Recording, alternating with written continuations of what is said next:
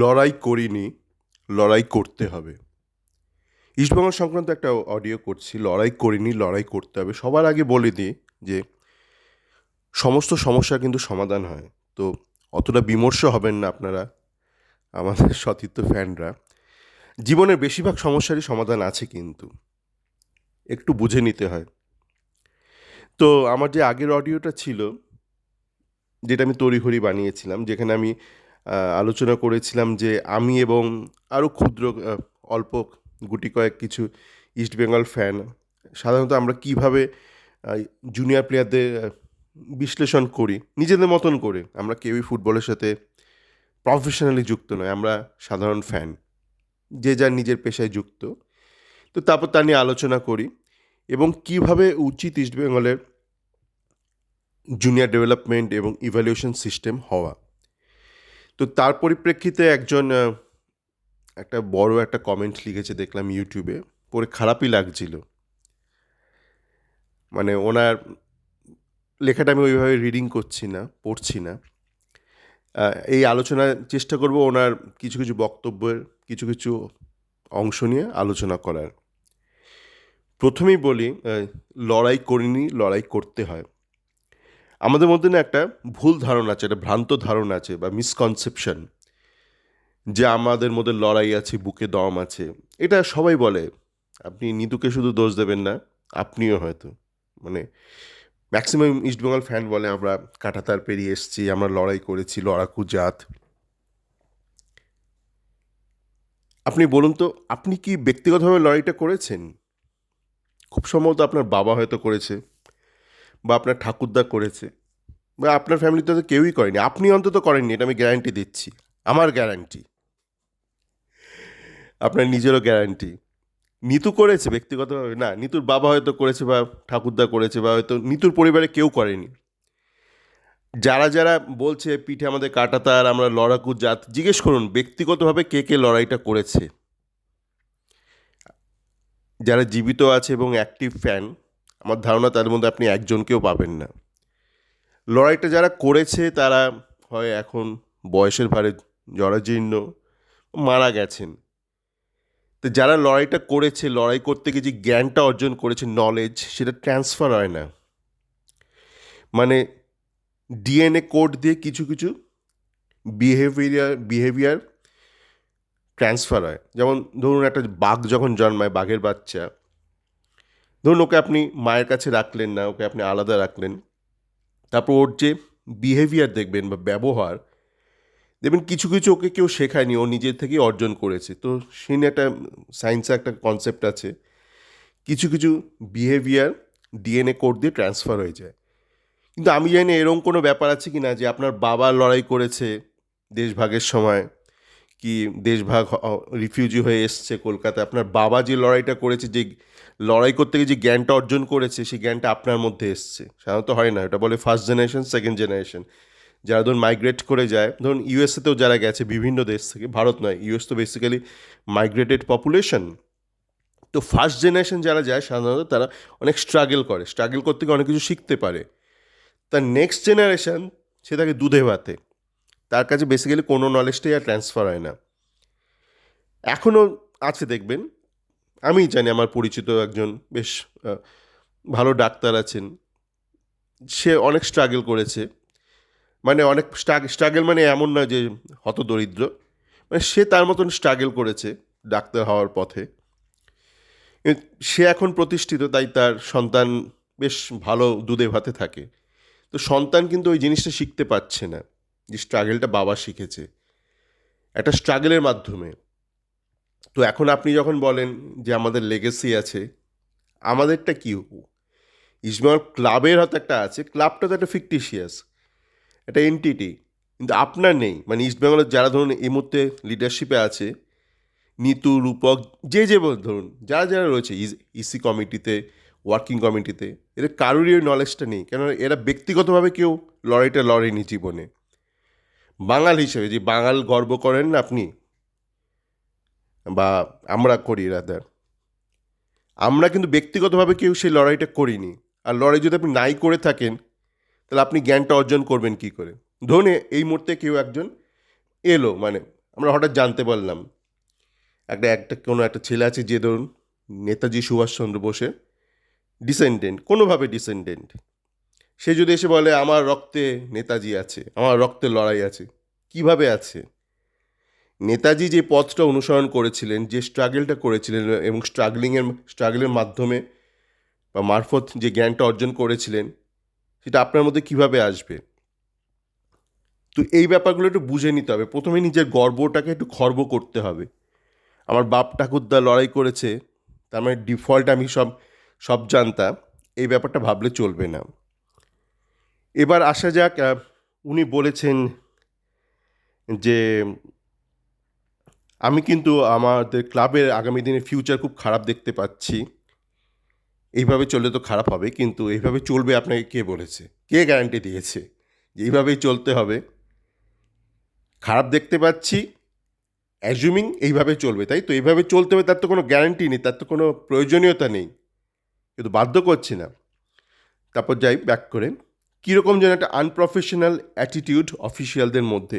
এই professional unprofessional ব্যাপারটা একটু খটোমটো।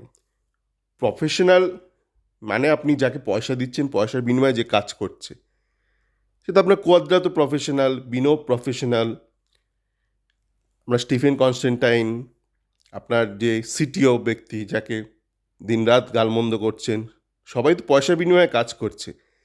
কাজের মতন কাজটা করছে কি, সেটা ইম্পর্টেন্ট। মানে কম্পিটেন্ট কিনা, অভিজ্ঞ এবং দক্ষ কিনা, সেটা ইম্পর্টেন্ট। আপনি যাকে পয়সা দিচ্ছেন, যে পয়সার বিনিময়ে খেলছে বা আপনাকে শ্রম দান করছে, সেই ব্যক্তিটি পয়সার যোগ্য কিনা, তার মধ্যে যথার্থ বা রেলিভেন্ট নলেজ আছে কি না।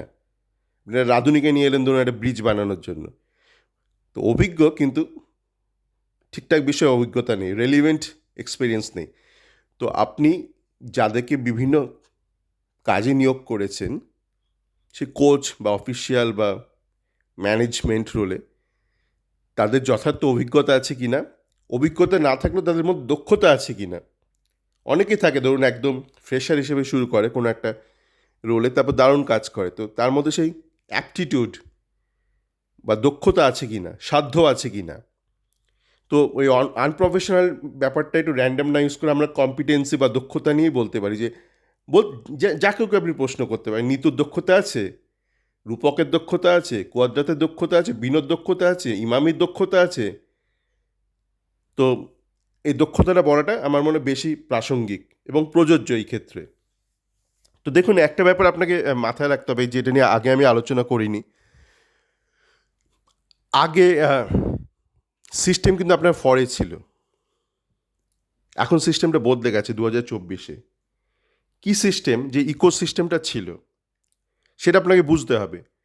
আপনি যখন দাপাদাপি করেছেন, মানে আই লিগের টাইমে বা ন্যাশনাল ফুটবল লিগের টাইমে বা তারও আগে, 100 বছর ইতিহাসে আইএসএল আসার আগে, তখন ভারতীয় ফুটবলে যে ল্যান্ডস্কেপ ছিল, সেখানে টাকা ছিল, অর্থ ছিল ওই ইস্টবেঙ্গল, মোহনবাগান, মোহামেডান, এই তিনটে ক্লাবের মধ্যে সীমাবদ্ধ বাই অ্যান্ড লার্জ। পরবর্তীকালে কখনো জেসিডি ফাগোয়ারা এসছে, সে তাও এক মরশুমের জন্য, তারপর ডেম্পো এসছে কয়েক বছরের জন্য, মাহিন্দাও এসছে কয়েক বছরের জন্য। তো যখনই ইতিহাসে আপনি দেখবেন আরও একটা শক্তি এসছে যার আর্থিক সঙ্গতি প্রবল, ইস্টবেঙ্গলের সঙ্গে টক্কর দেওয়ার মতো বা ইস্টবেঙ্গলের অধিক, ইস্টবেঙ্গল কিন্তু সাফার করেছে, পারেনি কাজ করতে। এটা কিন্তু অতীত হয়েছে। আপনি যে বলছেন এই মুহূর্তে যে আইএসএলে ইস্টবেঙ্গল পারছে না আর্থিকভাবে, এটা কিন্তু অতীতেও হয়েছে, আইএসএলে পূর্বেও হয়েছে।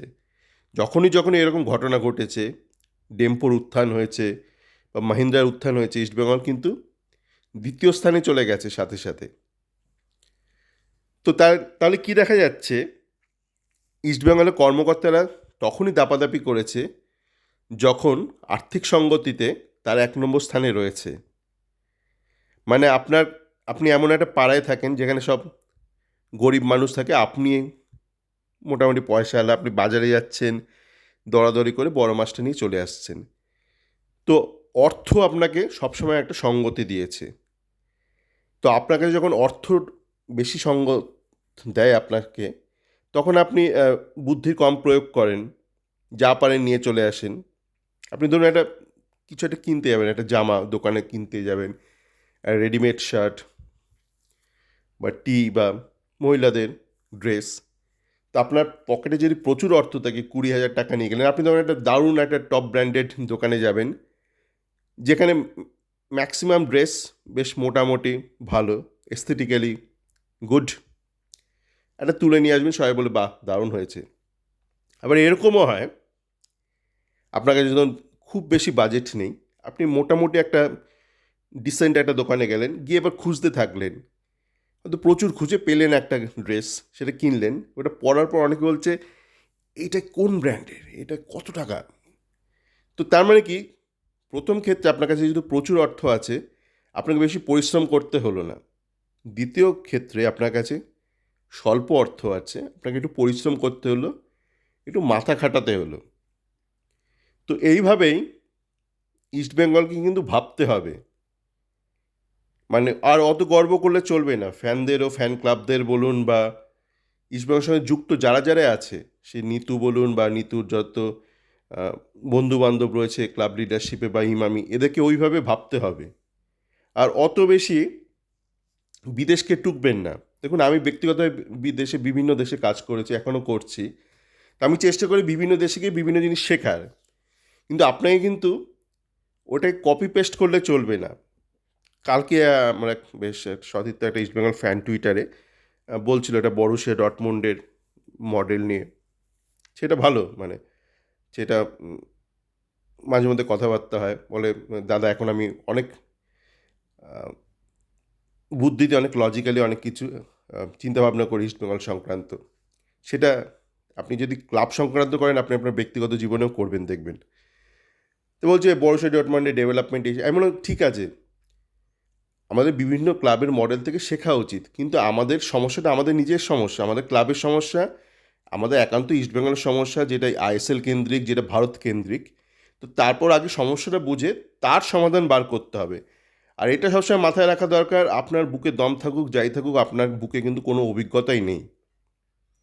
কেননা ইস্টবেঙ্গল যখন টপে রয়েছে, তখন যা চ্যালেঞ্জ ছিল, সেই চ্যালেঞ্জে আপনি সম্মুখীন হননি। বা ইস্টবেঙ্গল যখন তৈরি হয়েছে, গোড়াপত্তন ঘটেছে, তখন পরাধীন ভারতে যেসব সমস্যার সম্মুখীন হয়েছিল ইস্টবেঙ্গল ক্লাব, সেগুলো যারা সমাধান করেছে তারা কিন্তু কেউ বেঁচে নেই আজকে। তো তাদের ওই জ্ঞানটা কিন্তু আজকের দিনে আপনি পাচ্ছেন না। এবার আপনি বলতে পারেন যে ওই জ্ঞান নিয়ে কী করবো, তারা তো ব্রিটিশদের সাথে লড়েছিল, আমাদের তো এখানে সঞ্জীব দাস সাথে লড়তে হবে, আর মারোয়ারি ফোর্সের সাথে লড়তে হবে। না, ব্যাপারটা তাও নয়। যে এক সময় লড়েছিল ধরুন, সে তো কিছুটা শক্তি কিছুটা মেধা দিয়ে লড়তে হয়। আপনি খালি শক্তি দিয়ে লড়লে তো মানুষের সাথে হাতি জিতে যেত সবসময় যুদ্ধে। বা তার মানে সারা বিশ্বে এখন হাতির দাপাদাপি হতো, বা বাঘের দাপাদাপি হতো, বা গন্ডারের দাপাদাপি হতো, মানুষের দাপাদাপি হতো না। এখন তো পশুরাই নিশ্চিহ্ন হয়ে যাচ্ছে। তো পুরোটা শারীরিক শক্তি নয়, আপনার মগজের শক্তির ব্যাপারটা আছে। তো তারা যখন লড়াই করেছিল, বিভিন্ন লড়াই, সেখানে তো তারা তাদের মগজটা প্রয়োগ করেছিল। সুতরাং তাদের মগজটা একটা ওয়ার্কিং ব্রেন ছিল। তো সেই মগজ যদি আপনি আজকের দিনে পেতেন, তারাই দেখতেন কিছু মাথা কাটিয়ে বার করে নিচ্ছে। যারা ব্রিটিশদের সাথে লড়েছিল, আজকের দিনে দাঁড়িয়ে আজকে যে নতুন সমস্যা, তার সমস্যাটা বোঝা এবং তার কি যথার্থ সমাধান হবে, এরাই করে দিতেন। তো এই আপনার ক্লাবের সাথে যারা যারা যুক্ত, তারা কেউ কিন্তু সেই সমস্যাটার সম্মুখীন হয়নি। তো তাদের সবাইকে কিন্তু আবার শূন্য থেকে শুরু করতে হবে, এবং এটা অসম্ভব কিছু নয়, আমি তো বললাম। আর শুধু আমি নয়, আমার মতো এরকম অনেক সাধারণ ফ্যান আছে যারা দেশে বিদেশে ছড়িয়ে ছিটিয়ে আছে, যারা জীবনটাকে অনেক বেশি অ্যানালিটিক্যালি দেখে, লজিক্যালি ভাবে। তো তারা পারলে ক্লাবের লোকরা কেন পারবে না? একটু ভাবা শুরু করতে হবে, তাহলেই সমস্ত কিছু ঠিক হয়ে যাবে। আর একটা কথা বলি, শেষ করব। একজন ফ্যান বলল, মানে আমরা কি করতে পারি, কে এসে আমাদের রক্ষা করবে, এই ধাঁচিও কথাবার্তা। দেখুন, কেউ নামবে না, ওপর থেকে কেউ নেমে আসবে না কোনো ঈশ্বরের অবতার হয়ে। আপনাকেই করতে হবে, আমাদেরকেই করতে হবে। আপনি আপনার লেভেলে যা করণীয় করুন, অ্যাজ আ ফ্যান প্রশ্ন করুন, ভদ্রভাবে প্রশ্ন করুন, সেটা তো করতেই পারেন। নিতুকে করুন, ইমামিকে করুন, কোয়াদ্রাতকে করুন, সবাইকে করুন, প্রশ্ন করুন, ভালোভাবে লজিক্যাল প্রশ্ন করুন। আর ওই একটা কথা মাথায় রাখবেন, যদি তোর ডাক শুনে কেউ না আসে তবে একলা চলো রে। আজকে 25শে বৈশাখ, তো রবীন্দ্রনাথ ঠাকুরের এই গানটা মাথায় রাখবেন। আর যে ভদ্রলোক লিখেছিলেন তাকে বলি, সঘন গহন রাতে ঝরিছে শ্রাবণ ধারা। না, আপনার শ্রাবণ ধারা ঝরবে না চিরকাল যদি আমরা সবাই মিলে প্রশ্ন করি। এবং দেখবেন, প্রশ্ন করুন, দেখবেন ক্লাব অফিসিয়ালরা বদলাতে বাধ্য হবে, ইনভেস্টাররা বদলাতে ভাবতে হবে, বদলানো in the sense the way they think and the way they execute their work. সকলে ভালো থাকবেন।